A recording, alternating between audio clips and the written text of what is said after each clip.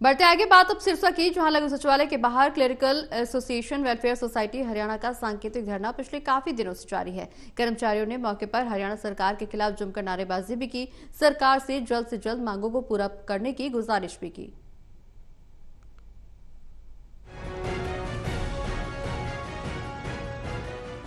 सिरसा के लघु सचिवालय के बाहर clerical association welfare society Haryana का सांकेतिक धरना पिछले काफी दिनों से जारी है।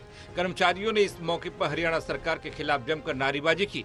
कर्मचारियों ने सरकार पर वादा खिलाफी का आरोप लगाते हुए सरकार को जल्द से जल्द मांगों को पूरा करने की गुजारिश की है। इसके साथ ही कर्मचारियों ने सरकार को चेतावनी भी दी है कि अगर सरकार ने उनकी मांगों को जल्द पूरा नहीं किया तो आने वाले दिनों में सरकार के खिलाफ आर पार की लड़ाई लड़ी जाएगी।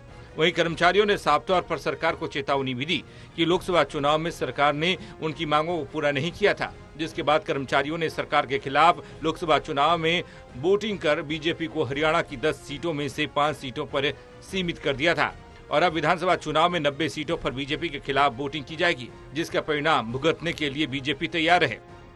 हमारी एक ही मांग है, एक ही नारा है कि हमें 35,400 का हक हमें चाहिए ही चाहिए। और जो सरकार ने हमारे साथ किया है, हमारे लिपिक साथियों के साथ किया है, उसकी हम घोर निंदा करते हैं और उसके खिलाफ हम प्रदर्शन करते रहेंगे और हम 35,400 लेकर ही रहेंगे। सरकार ये मान रही है कि हमारा ये हक बनता है 35,400, लेकिन वो देने में आनाकानी कर रहे हैं। उन्हें पता है कि एक क्लर्क, एक लिपिक क्या काम कर रहा है, उसकी क्या क्या आगे समस्याएं हैं, क्या मांगे हैं, आगे क्या उसको 20 जो हमें 19,900 स्केल मिल रहा है, उसके आज के ज़माने में इसकी कोई वैल्यू नहीं है।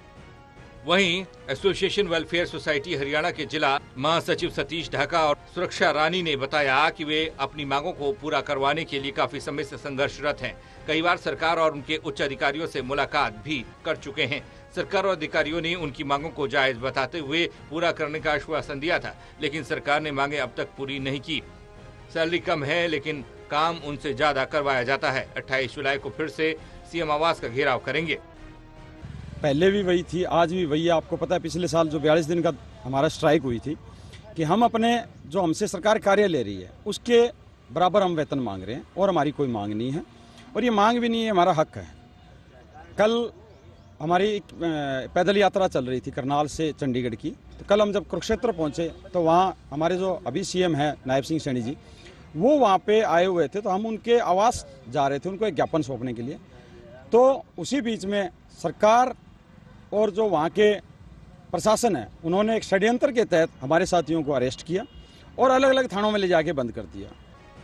बहरहाल कर्मचारियों ने साफ कर दिया है कि अगर सरकार ने उनकी मांगों को अब भी नहीं माना तो विधानसभा चुनाव में बीजेपी के खिलाफ वोटिंग कर सबक सिखाया जाएगा।